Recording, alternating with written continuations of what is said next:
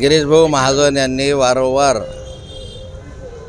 माझ्याविषयीचे खोटे नाटे विधान करून या ठिकाणी मला छळण्याचा त्रास देण्याचा प्रयत्न केला आणि त्यामुळे माझी समाजामध्ये बदनामी झाली।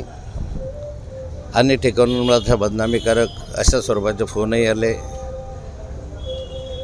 मागच्या कालखंडामध्ये मी हृदयविकाराने आजारी असतानाही त्या ठिकाणी मी हृदयविकाराने आजारी नाही, निव्वळ सहानुभूती मिळवण्याच्या दृष्टिकोनातून हे सारं करत आहेत आणि कोर्टाच्या बचावासाठी, कोर्टामध्ये जाण्याच्या बचावासाठी तुम्ही हे सारं करताय तशा स्वरूपाचे आरोप त्यांनी माझ्यावर अनेक आरोप लावले।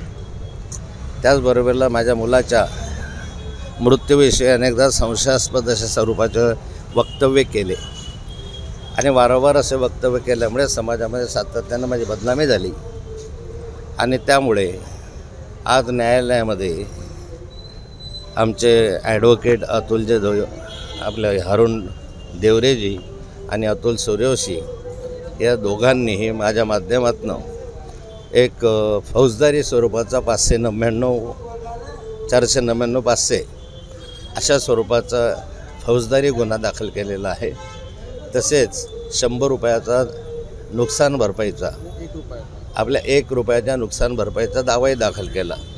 कारण गिरीश महाजन अति श्रीमंत आहे, मोठ्या स्वरूपाचा दावा दाखल केला तर ते भरू शकतील, पण माझ्या दृष्टीनं त्यांची किंमत 1 रुपयापेक्षा जास्त नाही।